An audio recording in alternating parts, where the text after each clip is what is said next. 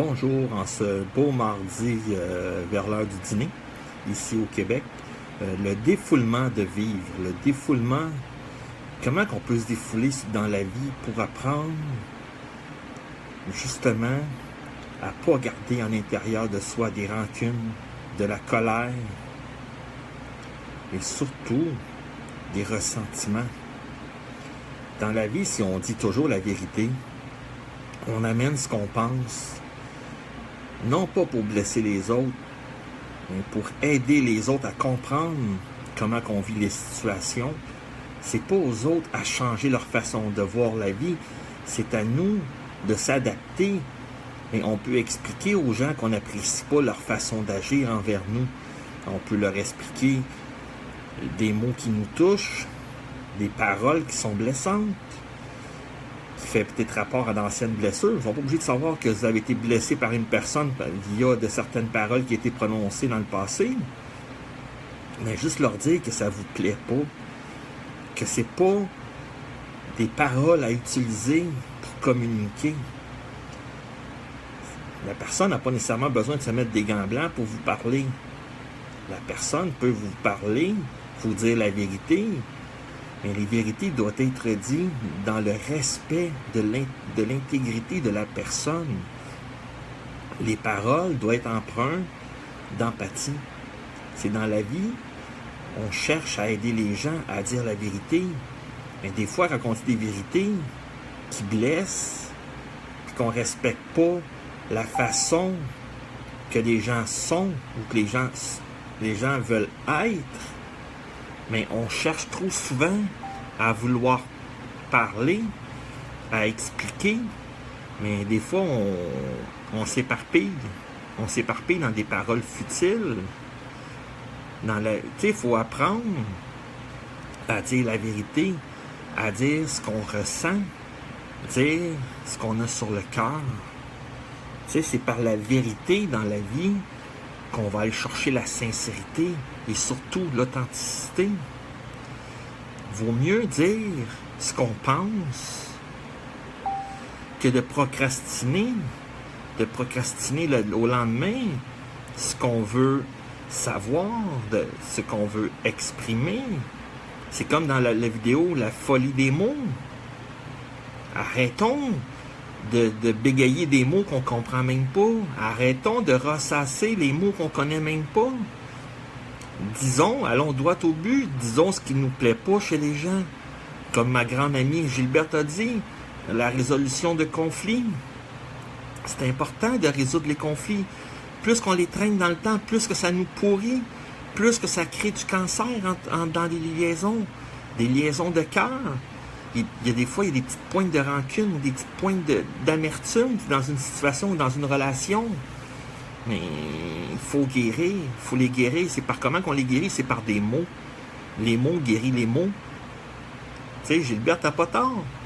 Si vous perdurez dans le temps des rancunes, mais vous allez transposer dans d'autres relations ces rancunes-là, ça va tomber des patterns, ça va tomber des karmas. Arrêtons ça tout de suite. Réglons les conflits ici et maintenant. Tu sais, c'est la colère qui fait juste teinter la vision qu'on a de la vie. À la teinte négativement, à la teinte sur de mauvaises émotions, sur de mauvaises réalités. Salut Gilberte. Dans la vie, il ne faut pas chercher à améliorer les autres. Dans la vie, il ne faut pas chercher à rendre les autres perfectibles. C'est à nous de faire le travail pour nous-mêmes. On peut les aiguiller, on peut les rendre meilleurs s'ils veulent suivre le même parcours que nous. Mais on est qui pour imposer la façon de voir aux autres? On est qui surtout pour dire qu'on a la vérité absolue? Dans la vie, là, il n'y a personne qui est parfait. Chaque personne cherche la perfection dans son imperfection. On est tous imparfaits, c'est ce qui fait de nous des êtres uniques. On cherche la perfection. On rentre droit dans le mur. Rendons-nous meilleurs de jour en jour, faisons de notre mieux. Disons la vérité dans le respect absolu de l'intégrité de la personne à qui on jase. Pas parce que la personne est nulle dans la vie, qu'elle n'a pas des qualités qu'on peut lui dire. Pas parce que la personne est cancre, mettons en français, qu'il faut le rabaisser. Ben non, il faut l'encourager. Dans chaque imperfection a des qualités qui se rattachent à nous, si on veut faire un bout de chemin avec eux, à nous de ne pas les juger pour leurs défauts, mais de les inspirer pour s'améliorer. C'est à partir des défauts qu'on devient meilleur, c'est à partir des erreurs qu'on apprend. Tu sais, la vérité doit être dite, mais dans le respect le plus absolu de l'intégrité de la personne. C'est pas parce qu'on sait quelque chose sur une personne qu'on doit lui péter dans pleine face sa vérité. Aidons-le à s'améliorer. Non pas par un mot qui va blesser, mais par des phrases qui vont l'améliorer, par des phrases qui vont le rendre meilleur.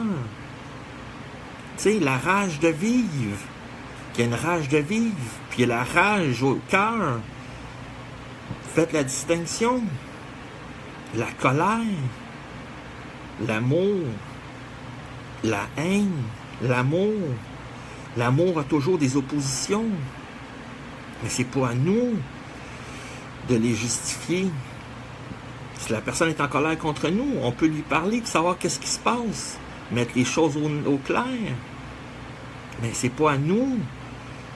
C'est pas nécessairement de notre faute. Des fois, c'est le jeu du miroir par opposition. La personne nous reproche ce qui lui manque à cette personne-là directement. Arrêtons. Sortons la vérité. Sortons le moton, puis réglons les conflits.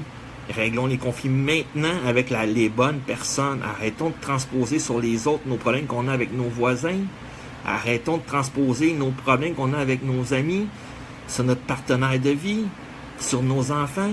C'est pas parce qu'on est en colère contre le voisin qu'on doit être impatient envers nos enfants, qu'on doit être impatient envers nos partenaires de vie, surtout envers nos amis.